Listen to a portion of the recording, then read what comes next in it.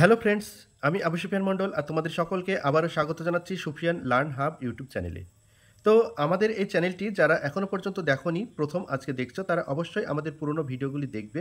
Video দেখার সঙ্গে সঙ্গে ভিডিওতে যে প্রশ্নগুলি আসছে সেগুলি প্রশ্ন এবং তার সঙ্গে সঙ্গে উত্তরগুলি তোমরা একটা তোমাদের নোটবুক তৈরি করবে এবং সেই নোটবুকে লিখে রাখবে। আমরা এখানে ডব্লিউবি এসএসসি গ্রুপ সি এবং গ্রুপ ডি এর জন্য কিছু জেনারেল নলেজের প্রশ্ন উত্তর তোমাদের সঙ্গে আলোচনা করছি। এই ধরনের প্রশ্ন উত্তরই কিন্তু তোমাদের পরীক্ষাতে আসবে। তো তোমরা অবশ্যই আমাদের চ্যানেলের সঙ্গে যুক্ত থাকো আর আমাদের ভিডিওগুলি দেখতে থাকো। তো চলো শুরু করা যাক। প্রথম প্রশ্ন, ভারতের অ্যাটর্নি জেনারেলকে কে নিয়োগ করেন? ভারতের অ্যাটর্নি জেনারেলকে কে নিয়োগ করেন? অপশান এ প্রধানমন্ত্রী, অপশান বি সুপ্রিম কোর্টের প্রধান বিচারপতি, অপশান সি রাষ্ট্রপতি, অপশান ডি উপরাষ্ট্রপতি। ভারতের অ্যাটর্নি জেনারেলকে কে নিয়োগ করেন?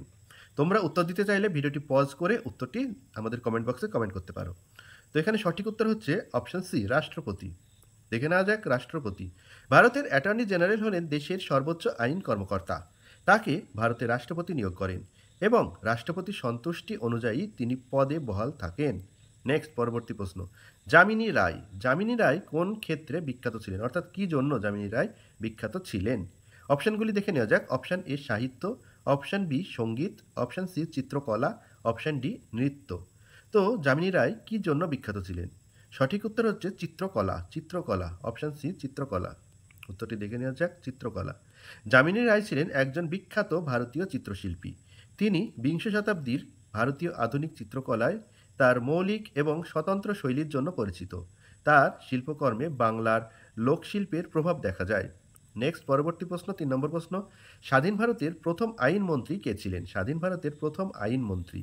অপশানগুলি দেখে নেওয়া যাক। Option A Jawaharlal Nehru, option B Sardar Vallabhbhai Patel, option C doctor B R Ambedkar, option D Maulana Abul Kalam Azad. স্বাধীন ভারতের প্রথম আইনমন্ত্রী কে ছিলেন? সঠিক উত্তর তোমরা অবশ্যই ভিডিওটি পজ করে কমেন্টে জানাবে। তো আমরা এখানে তোমাদের সঠিক উত্তরটি বলে দিচ্ছি। সঠিক উত্তর হচ্ছে option C doctor B R Ambedkar. B আর আম্বেদকরের পুরো ফর্ম কি? ডক্টর ভীমরাও রামজি আম্বেদকর। ভারতের সংবিধানের প্রথম স্থপতি এবং স্বাধীন ভারতের প্রথম আইনমন্ত্রী ছিলেন। তিনি দলিতদের অধিকার এবং সামাজিক ন্যায় বিচারের জন্য সংগ্রাম করেছিলেন। নেক্সট, মেঘনাদ বধ এই কাব্যের রচনা করেন কে? কে রচনা করেন মেঘনাদ বধ কাব্য? অপশানগুলি দেখে নেওয়া যাক। Option A Rabindranath Tagore, option B Ishwarchandra Vidyasagar, option C Michael Madhusudan Dutta, option D Kazi Nazrul Islam. তো এটা তোমাদের সকলের পারা উচিত, কারণ তোমরা যদি এই কাব্য সম্বন্ধে পড়ে থাকো তো অবশ্যই জানবে। মেঘনাদ বধ কাব্য কে রচনা করেন? সঠিক উত্তর option C Michael Madhusudan Dutta. Michael Madhusudan Dutta ছিলেন ঊনবিংশ শতাব্দীর একজন অন্যতম শ্রেষ্ঠ বাঙালি কবি ও নাট্যকার। তার রচিত মেঘনাদ বধ কাব্য বাংলা সাহিত্যের প্রথম সার্থক মহাকাব্য। নেক্সট, হিমোগ্লোবিনে কোন খনিজ পদার্থ থাকে? হিমোগ্লোবিনে কোন খনিজ পদার্থটি থাকে? Option A calcium, option B লোহা, option C magnesium, option D potassium.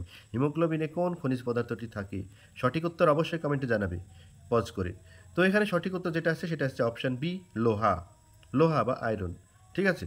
Haemoglobin হলো রক্তের লোহিত কণিকায় বা রেড ব্লাড সেলে অবস্থিত একটি প্রোটিন, যা অক্সিজেন পরিবহনের জন্য দায়ী বা অক্সিজেন পরিবহন করে যেটা। এই প্রোটিনের লোহা বা আয়রন একটি অপরিহার্য উপাদান হিসেবে থাকে। নেক্সট, ফরওয়ার্ড ব্লক কে প্রতিষ্ঠা করেন? Forward block.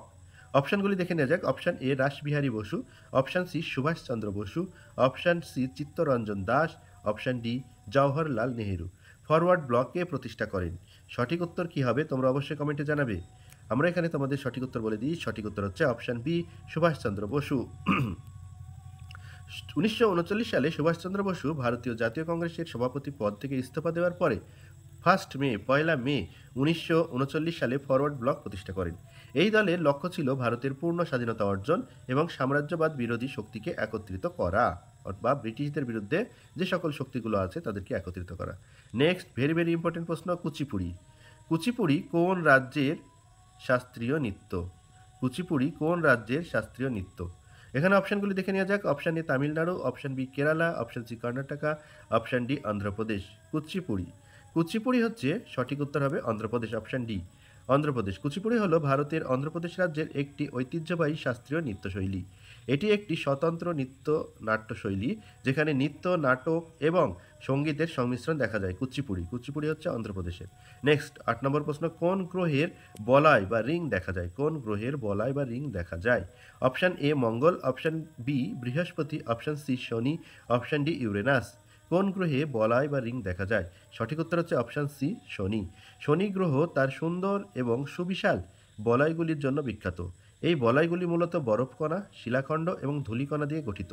যদিও বৃহস্পতি, ইউরেনাস এবং নেপচুনে বলয় আছে, তবে শনির বলয়গুলি সবচেয়ে দৃশ্যমান এবং আকর্ষণীয়। নেক্সট ৯ নম্বর প্রশ্ন, ভারতীয় মহাকাশ কর্মসূচির জনক কাকে বলা হয়? ভারতীয় মহাকাশ কর্মসূচির জনক কাকে বলা হয়? Option A Homi Jahangir Bhabha, option B C V Raman, option C Vikram Sarabhai, option D APJ Abdul Kalam. ভারতীয় মহাকাশ কর্মসূচির জনক কাকে বলা হয়? তোমরা ভেরি ইম্পর্টেন্ট প্রশ্ন, তোমরা এই প্রশ্নটির উত্তরটি কমেন্টে জানাও। ভিডিওটি পজ করো, ভিডিওটি পজ করে অবশ্যই কমেন্টে জানাও। তো এখানে সঠিক উত্তর হচ্ছে ভারতীয় মহাকাশের কর্মসূচির জনক বলা হয় অপশান সি বিক্রম সারাভাইকে। ডক্টর বিক্রম সারাভাইকে ভারতীয় মহাকাশ কর্মসূচির জনক বলা হয়। তিনি ভারতের মহাকাশ গবেষণা সংস্থা ইসরোর প্রতিষ্ঠায় গুরুত্বপূর্ণ ভূমিকা পালন করেন এবং দেশের মহাকাশ গবেষণার ভিত্তি স্থাপন করেন। এই যে ইসরোর ফুল ফর্ম কি? Indian Space Research Organisation. Indian Space Research Organisation, অবশ্যই মনে রাখবে। নেক্সট ১০ নম্বর প্রশ্ন, সাঁওতাল বিদ্রোহ কত সালে হয়েছিল? Option A ১৮৬২, option B ১৮৫৫, option C ১৮৬৭, option D ১৮৬৯। Santhal বিদ্রোহ, কমেন্ট তোমরা অবশ্যই করতে থাকো। সাঁওতাল বিদ্রোহ হয়েছিল ১৮৫৫ সালে। Option B. সাঁওতাল বিদ্রোহ ১৮৫৫-৫৬ সালে সংগঠিত হয়েছিল। সিধু ও কানু নামক দুই ভাই এই বিদ্রোহের নেতৃত্ব দেন, যা ব্রিটিশ উপনিবেশিক শাসন ও জমিদারদের শোষণের বিরুদ্ধে সাঁওতাল উপজাতির একটি বড় সংগ্রাম ছিল। নেক্সট, তোমরা অবশ্যই ভিডিওটি শুধু দেখে যেও না, ভিডিওটি দেখার সঙ্গে সঙ্গে লাইক, কমেন্ট এবং শেয়ার করো।